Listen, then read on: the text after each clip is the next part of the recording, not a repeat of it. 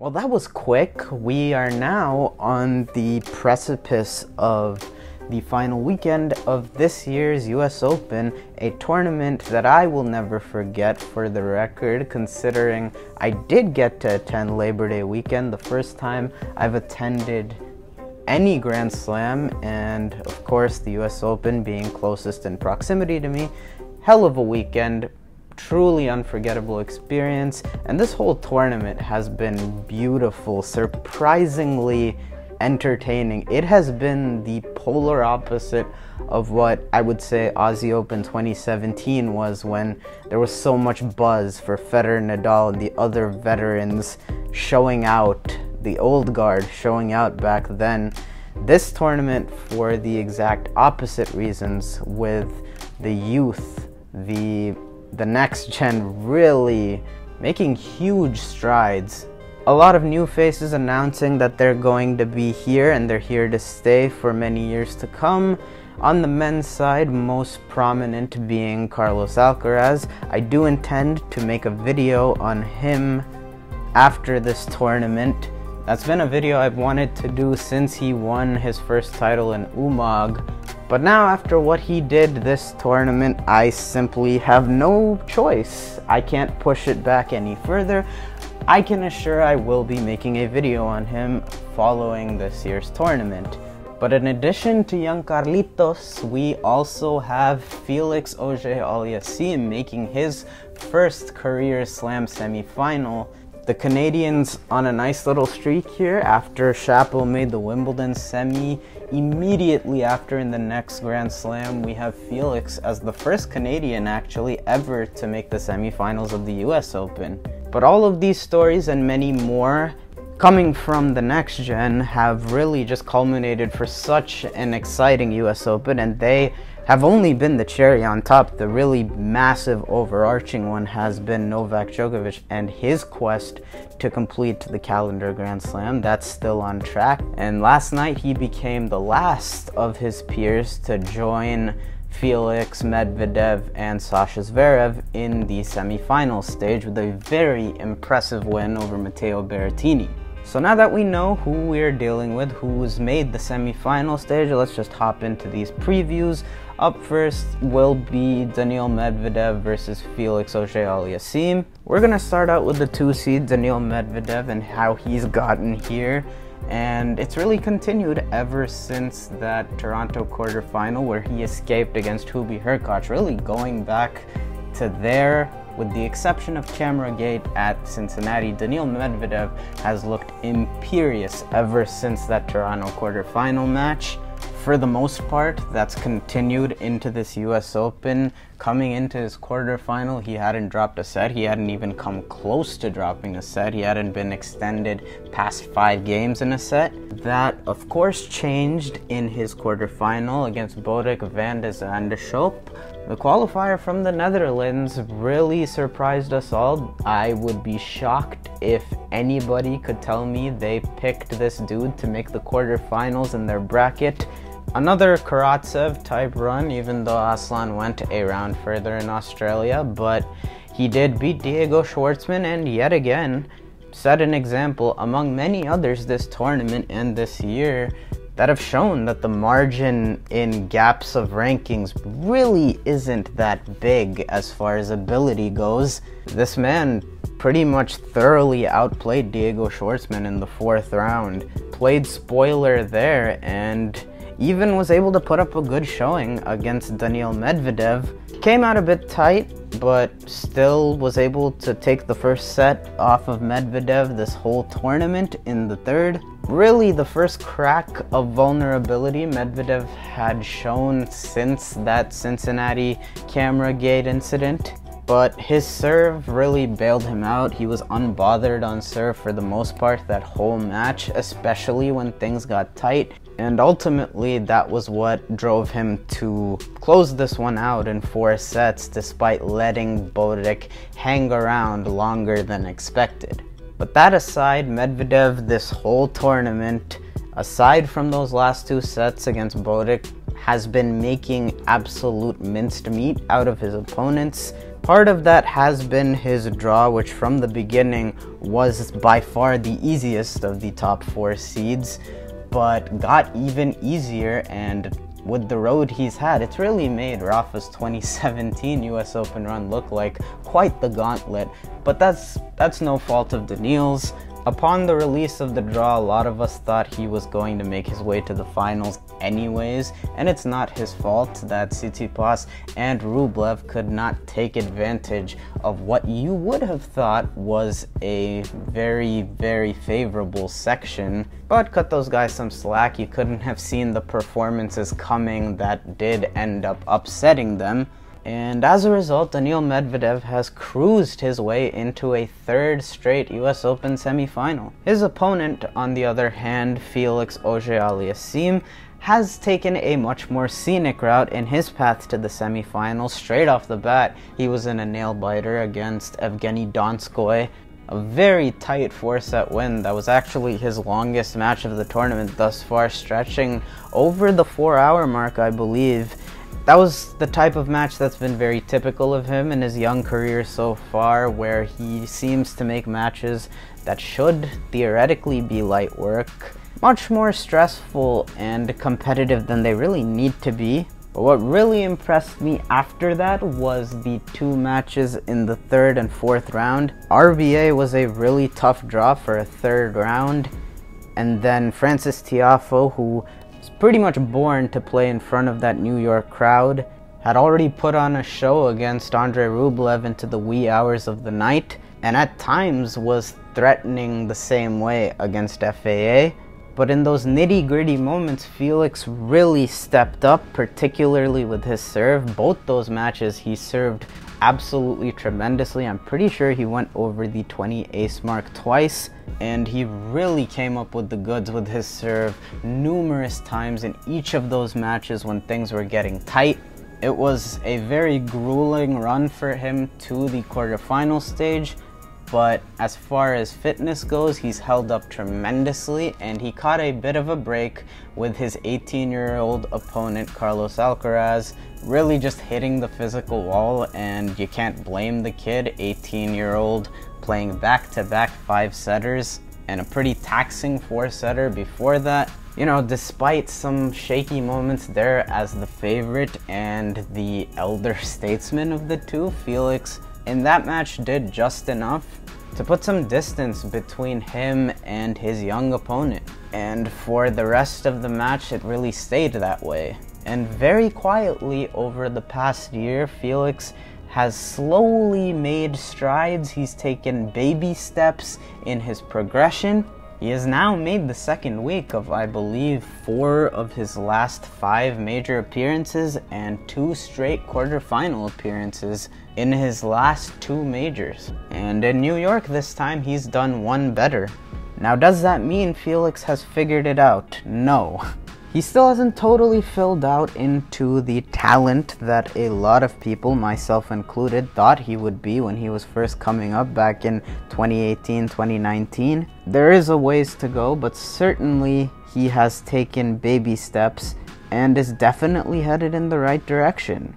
Now, that does influence my prediction. I would say Felix is in better form going into this US Open semi than he was headed into the Wimbledon quarters, but I would say that the only thing that's really clicking right now for Felix would be his serve, and going up against one of the best returners on tour in Daniil Medvedev in the form that he is, I don't really think that gives him much of an upper hand. Medvedev is going to be able to get in too many of these rallies. He's just way too solid. That serve will allow Felix to have his moments, but with the gaps that Felix still has as far as shot selection and patience, those are some of the worst gaps to have against Daniil Medvedev, who himself hasn't been allowing many people to get looks at his own serve. He's been in a tremendous serving rhythm himself, and basically what I expect is a match like the 2019 semis Medvedev played against Grigor Dimitrov, a match that was tight straights, with a couple of Felix Showtime moments, but him being unable to sustain it, and eventually buckling under the constant pressure that Medvedev will put him under. So yeah, that is my pick. Medvedev in tight straights, something along the lines of like 7-6, 6-4, 6-4. On to the main course, the night match, which will be Novak Djokovic and Alexander Zverev. From the moment that this draw was released, it seemed apparent that Djokovic was getting the toughest possible route to creating history with his calendar slam, in getting Berrettini in the quarters, Zverev in the semis, and potentially Medvedev in the final. Upsets and all throughout this tournament, that path seems that it is going to manifest itself unless FAA pulls off a miracle against Medvedev. But for the top seed, Novak Djokovic, that first hurdle has been cleared, and it was cleared in flying colors. Djokovic throughout this tournament hasn't been at his sharpest, but last night, boy did he click over the last 3 sets. It's kind of misleading if you look down at his results. He's dropped, I believe, 4 sets in 5 matches, but to be totally honest, I think he's played better by far than he did at Wimbledon. A lot of those have just been loose first sets, and he has dialed in the most critical moments. 3 of those 4 sets he's dropped along the way have been first sets against Nishikori, Jensen Brooksby, and last night against Matteo Berrettini. And interestingly enough, in a season in which Djokovic has gone 3 for 3 at the majors this year, this has been 9 times now this season where he has dropped the opening set. And knowing the position he's in now with those 3 slams under his belt, we know he has not yielded a single match in any of those 9 times. I swear to God, a lot of the time it looks like he just needs that adrenaline rush of going down. It almost feels like at this point when Djokovic goes down a set, essentially we're even in the match. It's essentially 0-0. Which, I mean, regardless of who he's playing, regardless of who is in front of him, the fact that almost every time he can drop the first set, and you know, watching the match, you know exactly what's going to happen. It's kind of bonkers that he's doing this over and over again, and it's not at all surprising. Last night, watching that match with Berrettini honestly surprised me with how he played, especially in the first set. He really hasn't looked very sharp ever since the Wimbledon final. We know he's been suffering with a thigh injury, and he looked pretty rusty throughout this tournament, but he came out playing quite well against Novak Djokovic. But of course, the way that first set went, the amount of energy he was having to expend to hold in his service games, you knew it was going to catch up eventually. And Djokovic, for his part, he didn't really need to step it up to that level. He would have worn down Berrettini eventually, but he really ramped his play up to probably his best level since that French Open semi against Nadal. He really dominated the rest of this match and wowed the crowd along the way.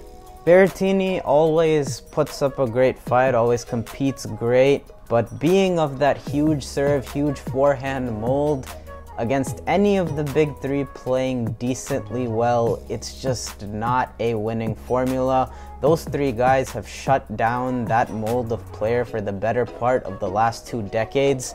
And when you have the holes that Matteo does, as far as his backhand being a bit of a liability, as well as his movement being relatively average, there's only so much he can do, and he competed well till the very end, but that can't compensate for the holes against a guy of the caliber of Novak Djokovic. And with the way he turned it on last night, by the time it was early in the second, it was pretty much lights out. I believe in my preview, I said that if this Djokovic-Zverev match happened, it would go 5 sets in the favor of Novak. But if that is the no-lay that we get the rest of the way in this tournament, It's going to be a very steep task, and it's going to take a Herculean effort to take him down. And as we know, the man who will be attempting this Herculean task is who we anticipated it would be. Alexander Zverev, for his part, has continued his winning streak going back to the Tokyo Olympics. Zverev, like Medvedev, has had quite the clean run here to the semifinals. Also, like Medvedev, he's had a relatively soft path here, just to a lesser extent than Daniil's. But unlike a lot of the events in even the recent past, I mean, look no further than Roland Garros this year when he was down 2 sets to Oscar Otta in the first round. But unlike a lot of those events in the past, as he's been known to do, he hasn't really struggled with people that are beneath him. He hasn't played down to his competition, and he's really just taken care of business. I will say his run here hasn't been as routine as the scores would suggest. Going back to round 3, he has had moments where he's looked kind of shaky. A combination of him managing those well as him getting a bit lucky, like that sitter that Sinner missed on set point in the third, have seen him get through pretty much unscathed.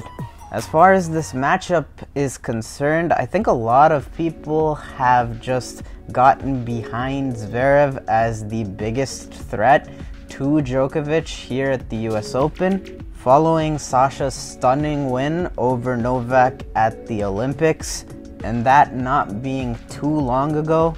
It's been fresh in our minds that Zverev just beat Novak in a very big spot. And with him carrying that form over, or at least carrying that momentum over to this point in the semis, a lot of the narrative has turned into this potentially being Novak's biggest hurdle this tournament. I don't think I would necessarily agree with that. I would say Medvedev. I don't think that the way he played Djokovic in the Aussie Open final is truly representative of what Medvedev can do against Novak. But for sure, Sasha will pose a challenge. He's not really at the innate disadvantage the way Berrettini is against Novak, and he should be very confident heading into this match. He did play Novak very, very tight down under in Australia earlier this year. And of course, the aforementioned match in Tokyo, which he was able to come out the victor in. But for one, the way Djokovic played last night in the last 3 sets of the Berrettini match, it really looked like he sent a message. And secondly, it just seems like a very, very big jump for Sasha to take. He still is yet to win a match against a top 10 player in a slam. Didn't get to play one to this point in his run to the semifinals. I believe the stat is 0-9 against the top 10. And as for that win in Tokyo, I mean, we have known that Sasha Zverev can do that in best of 3, going all the way back to when he was still a teenager in 2016-2017. Him being able to deliver that in best of 5 is still yet to be seen, and considering the way this tournament has unfolded, with the guy looking a bit shakier as the rounds have gone on, in addition to the task ahead of him, which is to derail the best player in the world by some distance and derail the calendar Grand Slam. If you think that his first top 10 win at a slam is going to be doing that feat, I just find it a little far-fetched and hard to believe. That combined with Djokovic upping his level, I've changed my tune a bit. I did anticipate this match being a 5-setter when this tournament's draw was first released. Wouldn't be surprised at all if it does, because as I said before, Matteo just doesn't have the matchup to really trouble Djokovic the way that Zverev actually can. But as I've expressed in past videos on this channel, I just don't trust Zverev upstairs yet. I'd probably assume something similar to Australia, where Zverev will indeed have his chances.